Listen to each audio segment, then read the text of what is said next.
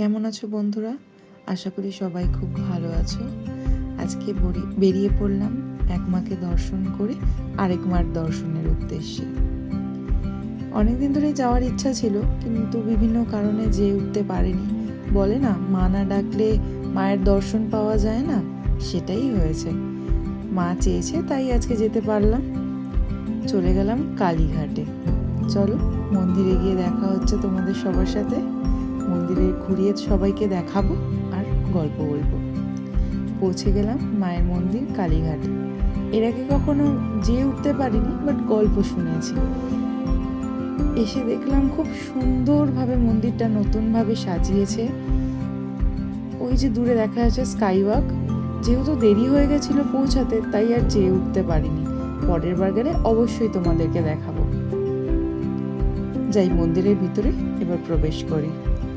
এসে পড়লাম মন্দিরের ভিতরে ঢুকেই দেখি অনেক লাইন পড়েছে। যেহেতু শনিবার ছিল তাই লাইনটাও অনেক বেশি। দাঁড়িয়ে পড়লাম লাইনে।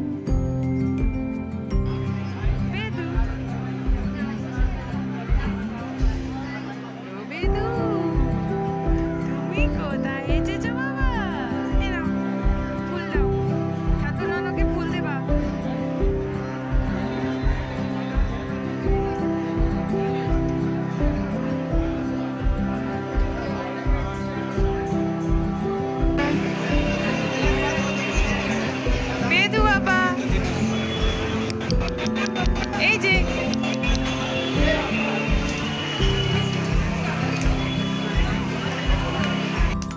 লাইনে দাঁড়িয়ে জানতে পারলাম যে এখন মায়ের আরতি চলছে, তাই এখন দর্শন বন্ধ আছে। তাই দাঁড়িয়ে দাঁড়িয়ে কি করবো, ছেলের সাথে একটু খুনসুটি করে নিলাম। ওই যে দেখা যাচ্ছে কুল্লু।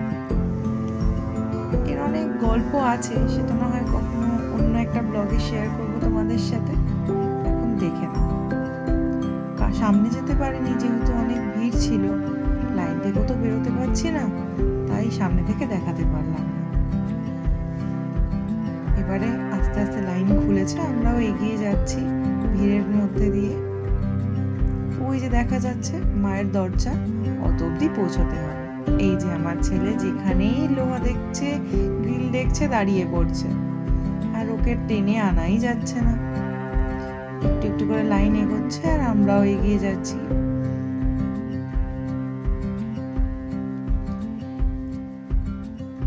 সামনে হচ্ছে মহাদেবের মন্দির, তার পাশে মনসা মন্দির। একটু একটু করে লাইন এগোচ্ছে আর আমরাও এগোচ্ছি। এই যে মহাদেবের মন্দির, সবাই দর্শন করো আর সবাই আমার সাথে বলো হর হর মহাদেব।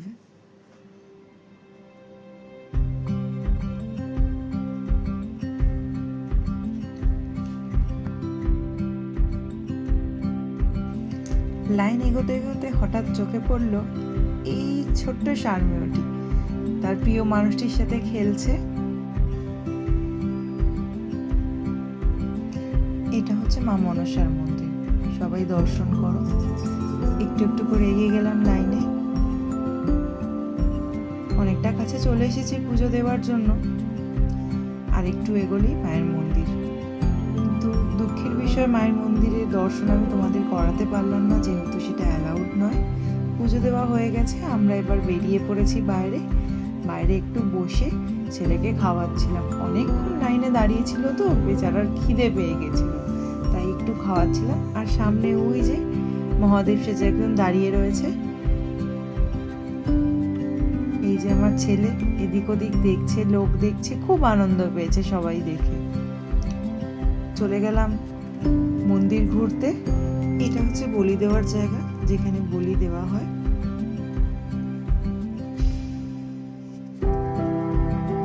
দর্শন করে আমরা এবার এগিয়ে পড়লাম ধীরে ধীরে বাড়ির উদ্দেশ্যে। প্রথমবার এসে আমার খুব ভালো লাগলো, মনটা যেন ভরে গেল। আবারও আসতে চাই, আবারও এসে এখানে পুজো দেব। মাকে দেখে মনটা যেন শান্ত হয়ে গেল, অনেক দিনের ইচ্ছা পূর্ণ হলো। দেখা হবে পরের কোনো ব্লগে। আজকের জন্য টাটা।